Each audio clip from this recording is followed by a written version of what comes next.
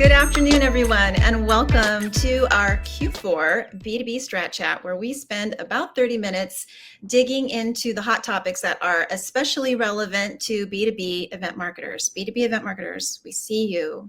We love you. I'm Jessica with Event Marketer, and I'm excited to be here today with three event experts who live and breathe B2B events all day, 24/7, 365. Danielle Thompson is the Senior Manager of Events at T-Mobile. Hey, Danielle, thanks for joining us. Hi. Hi. Trevor Drury is the Director of Event Marketing at Webflow. Hi, Trevor. Hi, Jessica. Happy to be here. Excellent. Thank you for joining us. And Chuck Santoro is the founder and chief creative at leading experiential marketing agency Proscenium. Proscenium is powering our quarterly Strat Chats. Chuck, how are you? I'm great, Jessica. Great to be here. Meet everyone. Excellent. All right. So class is in session. And today, we're going to get serious. With 2026 nearly upon us, which I know is hard to believe, and I know everyone's in heavy planning mode for next year, we want to talk about some of the biggest trends that are impacting conferences, meetings, and internal events in the year ahead. And Danielle, I'm going to ask you to kick this one off for us, and then we're going to hear from Trevor and Chuck. But I think anyone in the industry would agree that B2B events have really been evolving over the years to look a lot more like B2C experiences. And I'm wondering what some of these consumer moves, if you can call them that you've been seeing out there are engaging B2B audiences the best. And I'm wondering what you're seeing as we head into 2026 in terms of really doing engagement strategies that work and are effective. Yeah, for sure. I do want to do a quick disclaimer that most of the work that I do is on the internal side of T-Mobile, but I sit very close to the B2B space. And obviously, I'm always paying attention to what the trends in the market are across the board. And I think that once I sat down and really put a lot of thought into this conversation today, the one thing that popped up was really two things that popped up. But at the center of the conversation, I think, is personalization across all areas of the business. Personalization seems to sit right in the center of what's happening in the industry across the board, meaning that with the onslaught of AI, it allows us to create more personalized agendas. It allows for us to create more personalized spaces. I think that the storytelling that we're doing from the stage, in whether it's a big stage or a small stage, is about intimacy. It's about relevancy to the work that's being done. Away goes the talking heads. In comes this very intimate conversation where it's relevant to the work that's being done. And that would be the thing that I would say is on the precipice of 2026 and what we'll be looking at in the year to come. Trevor, you were nodding your head. It sounds like, you agree. Absolutely. Yeah. And especially the B2C does it so well. And in our day-to-day lives, we've trained our algorithms and we expect our algorithms to feed us what we want to see and what is tailored to us. And for better or for worse, people expect that in the day-to-day physical world too. And so I 100% agree about the personalization element. On the B2B side, you can see still some one-size-fits-all approaches in some events, and we've really got to break that. So I always think of it as choose your own adventure. And how do you design a choose your own adventure? You love that. Yeah, event experience, because that's how people actually attend events, right? People will pick some can't miss sessions, but they're going to spend time in conversations and unplanned moments and all of that. So on the B2B side, our job is to enable that flexibility and not fight it. So practically, I would say, don't overschedule, folks. Build in structured and unstructured networking time. You want to create the persona-specific attendee journeys and high points. So you want them to know persona by persona, what is best for me and what don't I really care about. But make sure that you're creating a recommended experience and not a required experience. So that flexibility in there and the choose your own adventure, that's what they're going to do anyway. So enable that and embrace that. And it makes it more personal for them in the end too. Yeah, Chuck, you were nodding along as well. And you have a slightly different perspective because you have visibility into a lot of different portfolios. And I wonder what you're seeing out there. Yeah, especially when it comes to, for years, the B2C market was, engagement, and it was fun, right? There were fun little events that were outside. And I think when you think about how the a traditional B2B event has changed and evolved, there's an element of fun. These people want to have a good time. And I think we used to not even make like there's also a moment, I think, post pandemic now that more and more people are going to the live event because they're not in the office anymore. And I think they're craving that attention and they want to have a good time. I mean, we never used to have Instagrammable moments at a B2B event years ago. We never, had these kind of activations with live music outside at the expo. Like that just wasn't what used to happen. And I think it has evolved because we want to engage people at every turn, and they want to have a good time. You want them to come back. I mean, if they work for the company or if they don't, you want to find those touch points that, at the end of the day, this was worth my time and I had a good time. Yeah, good points. And you're all reminding me that we're kind of in this inflection point with B2B events too, where it does seem like people are kind of questioning and analyzing how it's been done before and thinking about how it could be done differently moving forward. And I wonder if just at a real foundational level, if you could talk, Chuck, I'll have you start with this, kick this one off for us. But why it's so important to bring a brand to life at your event, and then some interesting ways that you have of doing that. And I ask because I think, Danielle, you said the word like talking heads, and I think there's that's kind of the way it's been done before. But Chuck, what are some visions of how you might do that better? Yeah, I think, back in the day, and Danielle and I have spoken about this a lot, we would do events and the brand didn't show up. There was like, well, we don't want to show that we're kind of having this big spend if we're a financial services client. But what we have found is the opposite with T-Mobile specifically. When we do these large incentive events, we want the brand to show up because there's attendees, people who are at the on property come to us and say, wow, you guys go above and beyond for your employees. I can't believe what you're doing. And, we even incentivize them. We give them a little, because we kind of take over these hotels, and with Magenta, we give them a little token of appreciation for letting us be there.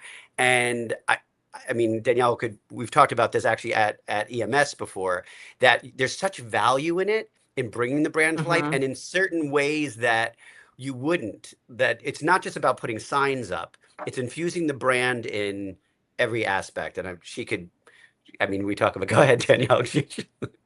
Yeah. I think this is the one area of my job that gets me like the most excited, because T-Mobile's got a pretty cool brand, right, across the board. But the way that it shows up in different markets really tells a story about how we approach our customers. Our customers, we are very customer centric. And so there's a place and a sense of place for our customers, whether or not they're a first responder or 55 plus, that there's communities that exist within our customer base.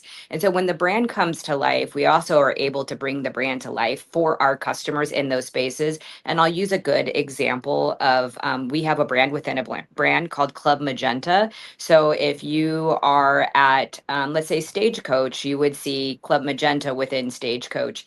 And that's a way that we are bringing the brand to life in that space. Or like Chuck mentioned, if we're in Maui, it's not just the typical brand for T-Mobile that's center in Maui. It's Maui is around our brand. It's T-Mobile in Maui. So you really feel like T-Mobile's part of the environment, not apart from the environment. And it makes a big difference for the overall experience for any of our events. And it just makes it really fun. The other thing that it precludes is us creating themes. There's no themes to our events. The theme is our brand. So if we're in Maui, we're doing Club Magenta in Maui. It's not we're having a circus in Maui. You never see that happen, and it really just makes the entire experience wrap around. Yeah, I agree. You want to tell us a little bit? Yeah, please tell us about Webflow. Yeah, no, it's great to hear about T-Mobile too, because the customer centricity, I was nodding along to that too. And I think for most companies, especially in tech, Webflow's tech, T-Mobile, your customer's entire interaction with you and relationship with you tends to be digital, purely digital. So the event and the event experiences might be the only time they experience your brand in the physical world, and that's your opportunity, but also a huge responsibility too. So on my side, the biggest misconception I see is that brand is your colors, your logo, the whatever you're doing. And that's not your brand. That's your branding. Your brand is really the emotion that people feel when they interact with you and what that is. So at an event, that's designing not just what it looks like and what you're putting on walls and signage or whatever, but what the overall experience is. So the way I go about doing that is that's why I was nodding to the customer centricity, is putting the customer at the center of the brand. So bring those voices forward. That's through, your customer storytelling. If you're doing you have session content, obviously call for papers and all of that. Let them co-create the narrative and co-own it too. This is also, people want to drive home a specific message or want to deliver a specific narrative and all of that. You want co-ownership of that with your customers, and especially your key customers. That's part of the brand. And then you infuse your brand into every detail, your values there. So if you're hosting an event, that includes how staff greets your people, how your content is framed. Does everyone know the answer to a question, or at least knows who to point an attendee to, who knows the answer, and make sure it's easy for them to find help? Every single touch point you want to think through and make sure people feel expected, invited, valued to be there. And I also heard, I think it was play or creativity, we're talking about that. Even if you have a corporate brand or a stuffy corporate brand, which T-Mobile is definitely not. I agree with that. I always have the little, appreciate the little cheekiness that comes with all of that too. Sure. Even if you happen to work for a company that has that stuffy corporate brand, this is your opportunity to link with that brand when you bring it to life in an event experience. That sense of creativity, joy, surprise, that can be your brand differentiator in an event. And at our most recent user conference in New York just last month, we ended with a marching band. And I have to give a shout out to my strategic events lead, Allison Strickler-Vasquez, who came up with this concept. But we ended with a marching band leading a parade of all of our attendees from our event venue down Canal Street to the after party venue. We had drone photography. We had, if you know the influencer dude with a sign, who's literally just that guy. How fun. We had him there leading the group, and he was holding up a sign that said, "Stop telling people their ideas are impossible," right? And it's all of our customers and attendees. We stopped traffic. Sorry, New York. But it really, it really made the attendees the star of that activation and the heart of that brand, and highlighted them in that. And that's turns into social moments they want to share, not that you're, will you please share this or whatever. They want to share that and be a part of that. So if you can put them at the center, and that's really, that's it. It's that emotion that people feel. That's what your brand is. And they're going to remember that. I mean, that's the thing that's really, it goes back to you're doing this over and over again, especially for us when we have the same event that happens over. It's like, how are we going to do things differently? And we always come up with something. It's just like, we're always like, that is memorable. And then we've talked about, like, remember when we did so-and-so from years? And I think that sounds like an event that they're going to remember. And that's another piece of it. I think, first of all, Trevor, that was so eloquently stated, and it was perfect. We've done a marching band before, which mirrored one of our commercials. So tip my hat to whoever led that from your side, because we had a gospel choir and a marching band and the UW cheerleaders. It was a bonanza, but we did not have to march down the street with the guy with the sign. That's a whole nother level. So congratulations to you guys. But I do think that is something that is super important to mention as we think about 2026 and what's really important to the people who are coming to these conferences or to these experiences. It can't just be, you're doing the same booth and keynote, and like, people are done with experiencing things that way. They're used to getting their information in snippets, in short film, and we have to mirror that back to their level of holding their attention all day. So these stories where you can connect back to T-Mobile we did a big consumer move not too long ago where we announced that we would be slicing our network for first responders in New York City, just to keep New York and in the hot seat here. They would get the first layer of our network if there was ever, some sort of natural disaster in the city. And the stories that have come back out of that, the human stories of how that has impacted people's lives, is really powerful. And if you're leading with our our brand and our customers and what we think is important, and you're able to tell a story from the stage, it puts the audience member in a situation where maybe that could be their mother or their child, and how important that moment really was. And then if you can have small discussions and bring that discussion into smaller environments, I feel like we're out of the space of standing on stage in a keynote or even a panel discussion for that moment. And it's more about making the storytelling um, uh, brand centric and customer centric, and also making sure that it's relatable to the audience. And then also bringing in smaller groups so that people don't feel like they're one of thousands, but they're in these peer to peer moments where they can ask more questions and lean in a little harder. And it makes more sense for whatever it is that they're responsible for. And above all of this, I feel like the one thing that all of us don't have is a lot of time. So if you're asking somebody to come to your conference, it needs to be these once in a lifetime experiences where you get to be in a parade that you never knew you were going to be in down Canal Street in New York City, or this moment that had I not been here, I never would have had a chance to see this. And that you can, Instagrammable moments are one of the things that, I say often to the agency, and then it's like, ugh, Danielle and her Instagrammable moments, but it's We don't true. say that, Danielle. We don't say that. Right. I can tell. We never said that to you, ever. It is. I just am always looking for that one thing that if you put it on your Instagram, everybody would be like, man, I wish I was there. I wish I could have been at that experience. And it sets you apart from everyone else. Yeah, Danielle, just staying with that thought for a minute, I wonder if we could talk a little bit, and you've each touched on this in one way or another, but just how expectations might be a little bit different heading into next year. Yeah. And you have each talked about Yeah. different ways that events have to level up, but you're also talking about 4 or 5 uniquely different generations in the workplace now. Absolutely. And what else are you thinking about when you think about what they crave, what they hate, what they love, what gets them on a plane? Like, what comes to mind? Yeah. I'm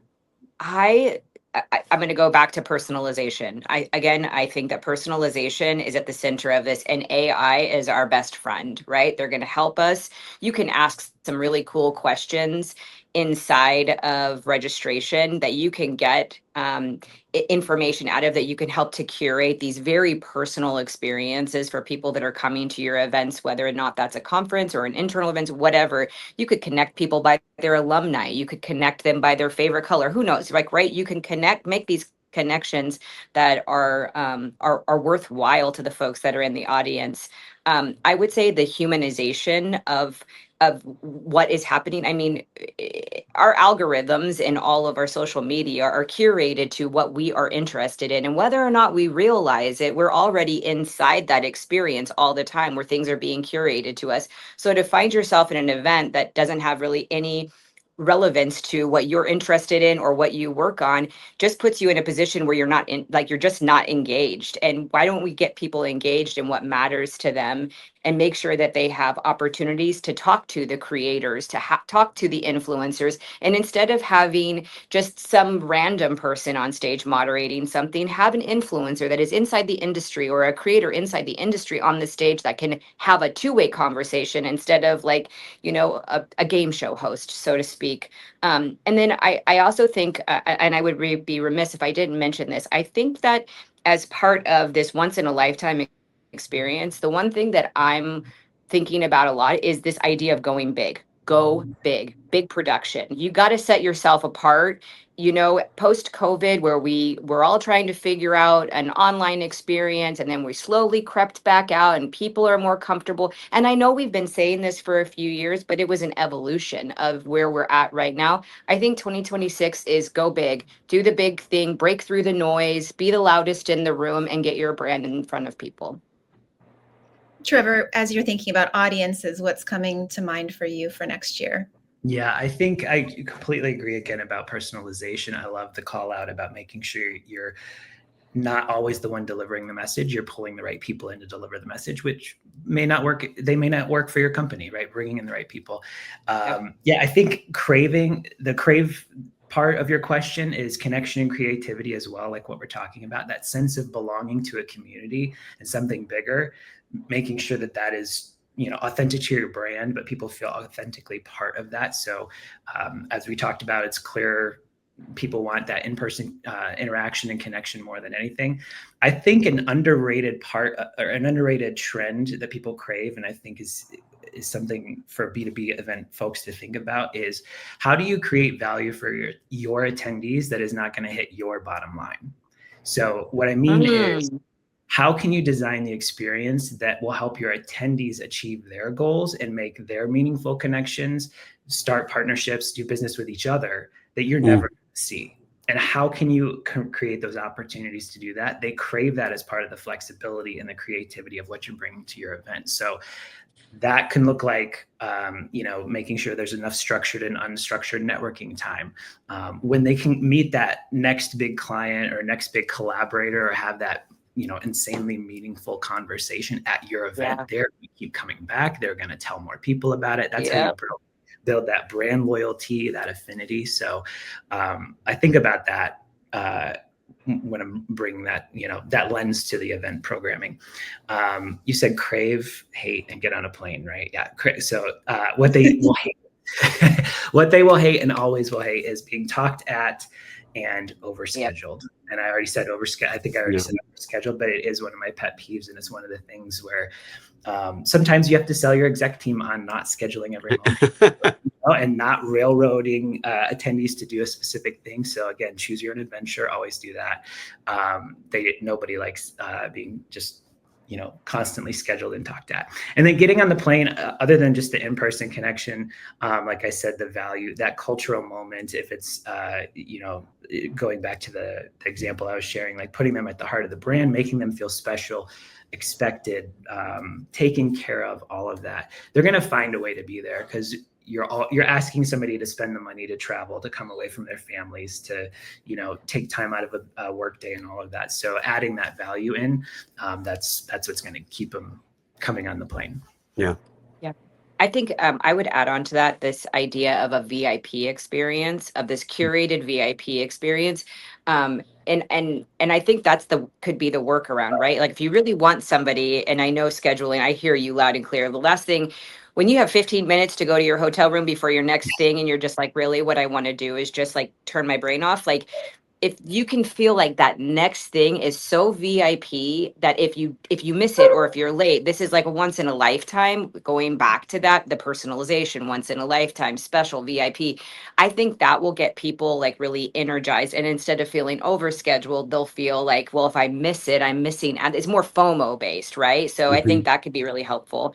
And also, there still is going to be the virtual play. It's going to exist. So what's the exclusive thing that you can offer somebody in a virtual space? Like what kind of carrot can you dangle that's inside that space that will keep them online, again, make them feel special? Is there something like post-event that nobody else has access to that you can begin to think about in your pre-planning process?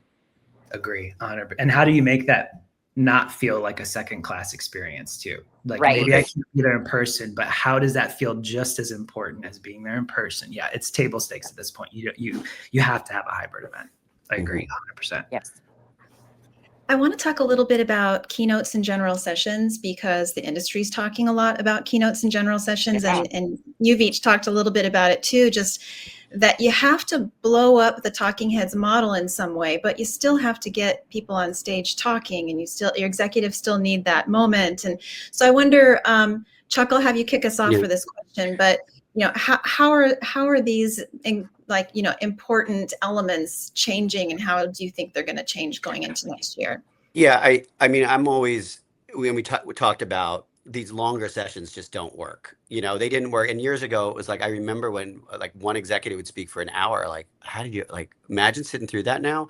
And I always say, you really need, well, two things. I think we don't need to put everything on a slide. Like it used to be like, you put everything on a slide. Don't do that. Don't let them read that.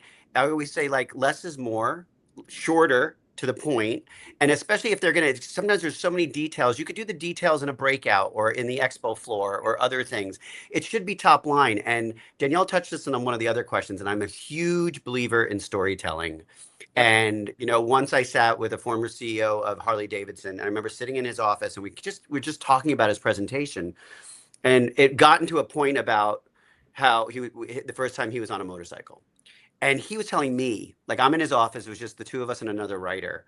And I'm like, why haven't you told that story, Matt? And he told it. I'll never forget. He told it to the dealers at the time, and it was something. It was like one of his best speeches, and people talked about that. And then they talked about it at the after party, and after that, and that was this. And it was so simple, but it was also very personal.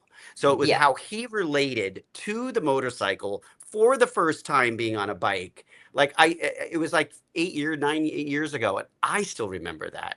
So I think when we could get the executives to be a little vulnerable, to share a piece of themselves, the dividends are going to be astronomical, really. 100%. Go ahead. Yeah, sorry. I was just going to say there's the human element is the thing, it's the tie that binds people together, whether you're a parent and you tell a story about being a parent from the stage the other parents in the room can relate, or whether or not it's about your being married or whatever, that it's in your personal life. It suddenly humanizes the person that's there and makes everything that they're saying a lot more relevant. I know that many years ago, Chuck and I did an event where we used case studies and stories from customers of T-Mobile, and they were very moving stories. And I have a background in nonprofit, and in nonprofit, oftentimes when we made sizzle videos or told a story, it was really relating back to the work that we'd done, and it was very emotional.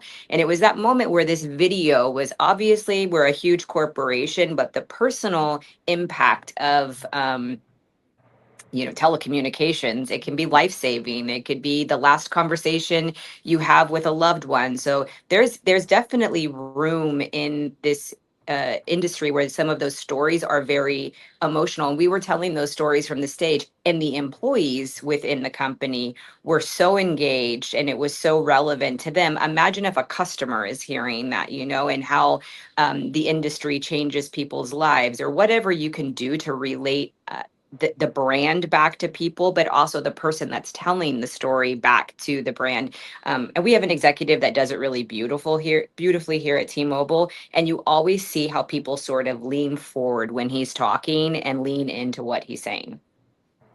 I love that. Yeah, I was nodding along to what both of you are saying, and mine was my, I guess, agreement here is authenticity.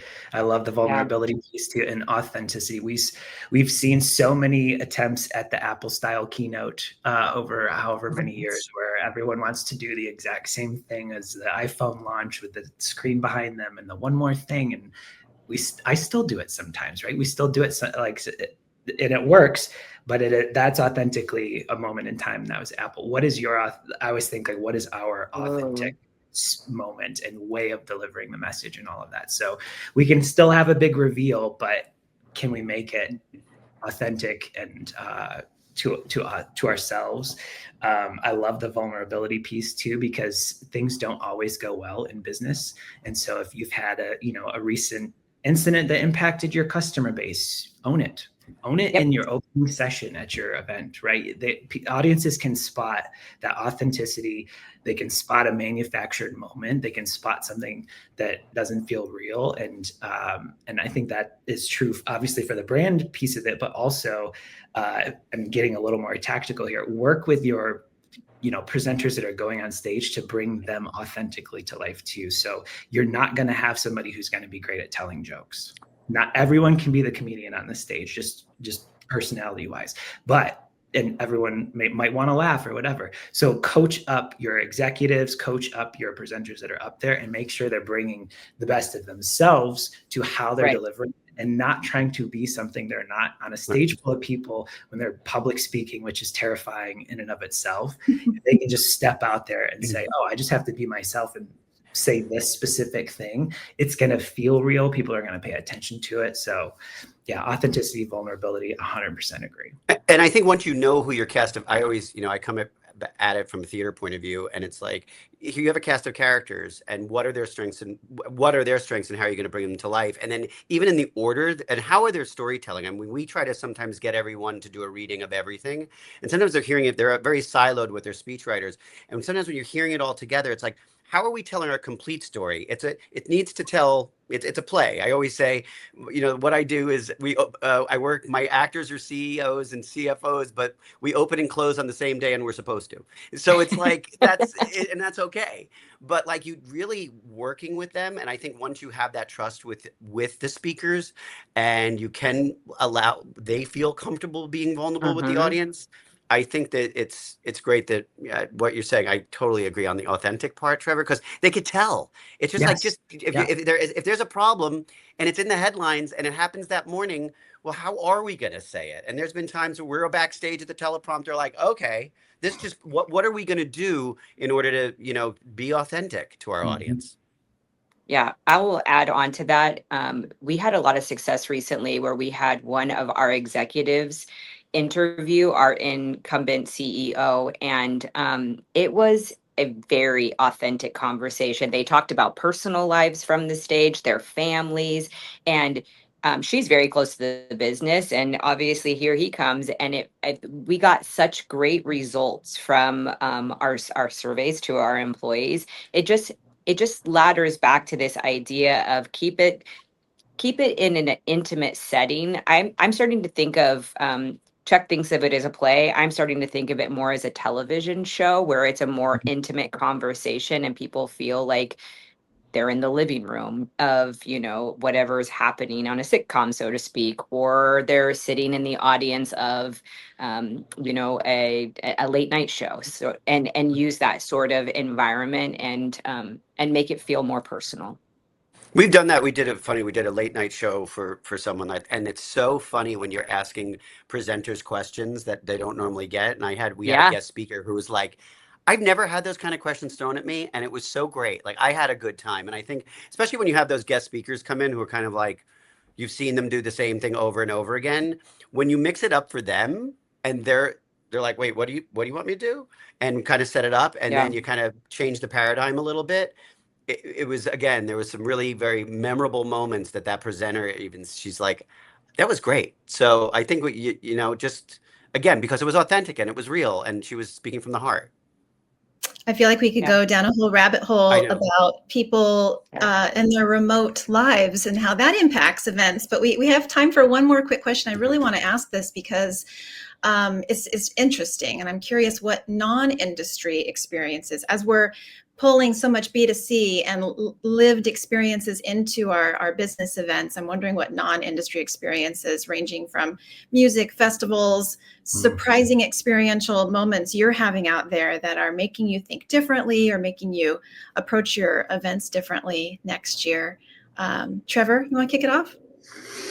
Yeah, I think when you said music, I was a big concert goer way back when. So when I would say I would point to what we saw, or if we're paying attention, what we saw with the Renaissance tour from Beyonce and the Eras tour from Taylor Swift, much bigger productions than what I'm doing. But if you were at either or watched either, you can watch. I think you watch them online still, or even see clips. They're master classes in intentionality and energy management, and so every single transition and moment and all of that, the cue, that everything is choreographed around the energy. When do you want the audience hyped and screaming every lyric? When do you want a moment of reflection, right? And when do you want sort of a sustained build or a crescendo, whatever that is?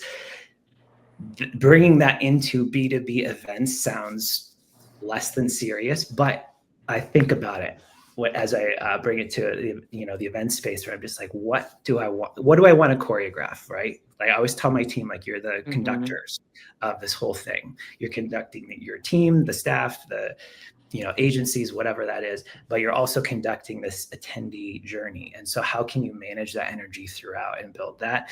Conferences, they don't have to feel like conferences. You said, festivals and concerts and all of that, and bringing that to B2B, like we've been talking about too, is happening now. And it will continue to build in the future, because we do want to be a part of once in a lifetime moments or experiences. And we'll get survey comments from attendees, and they'll say, I had the time of my life at fill in the blank, whatever event it was.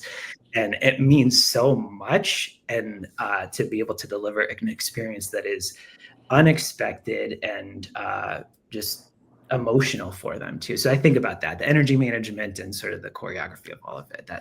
That's what I bring into B2B. I love it. Energy management. Writing that down. Right. Yeah, Chuck, did you want to chime in on that? Yeah, I mean, living in New York, I try to see as many shows, concerts as I can. And one thing I'm just seeing a trend of is like the idea of rather than just sitting in a seat and seeing an event, experience an event all around you. And I'm seeing that as a trend in general here in New York. And I'm excited about it personally. I love that kind of theater that's like right there with you. And I think seeing what, they did with Cats last year, a show I don't normally like, but I actually like this version, where like they were like doing shots with you, and it's very untraditional, and taking something tried and true like that old musical and injecting new life into it.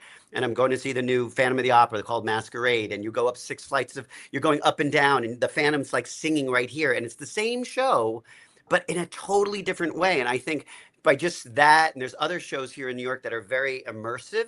The idea of immersive entertainment, I think, is a big trend in the future, because they don't want to see it the way they saw it before. They want to be a part of it. And I think, how do we translate that to our world of events next year is going to be exciting. Danielle, thoughts? I sort of have thought, I put a lot of thought into this question. And the one thing that has popped into my mind is this like deconstructed dessert. And it's almost like thinking about events in the same way that we think about a deconstructed dessert or meal, or, something that we've seen or had before, but now it's plated in a totally different way. And taking the brand in every moment in like a ribbon and just weaving it through everything single experience. So whether, like Trevor said, it's an emotional experience, or like Chuck said, it's immersive. I think all of those, it's like a big box of crayons, and you're getting to use all of them. And there needs to be a consistent theme that runs through everything and that pulls it all around at the end in a nice bow, so that when you walk away, you can say, wow, I went there and I had a totally personalized experience. And I felt like I was really immersed in the overall event. And I walked away with these great new relationships. And I feel like I really learned something that I can take back with me. I have one-on-one relationships from networking environments that I can now pull forward into my personal life or my professional life. And next year, when this event comes around again, the ROI on me spending my time there is so worth it that I'm going to make sure that I'm there again to have that experience, because it's once in a lifetime. And I felt like I was a VIP. So it all just becomes this lovely ball of personalization and the brand. Lovely, lovely way to wrap this up. Sadly, we are out of time. It flew right by. But I'd like to thank you, Danielle. Thank you, Trevor. Thank you, Chuck, for the time and all the candid perspectives today. I'd like to say thank you to Proscenium for their support of our quarterly B2B Strat Chats. It's really important to recognize that B2B events are their own unique universe. It requires a very special set of skills and talents. So if you'd like to learn more about how Proscenium does it, you can visit them at proscenium.com. And of course, please, yes, call, fax, whatever you need to do. And of course, please visit Event Marketer for all the latest intelligence on the experiential industry. We're always rolling out stories on what's happening, what's shaking in the industry. So until next time, thank you everybody for joining us, and take care. Bye-bye. Thanks for having us.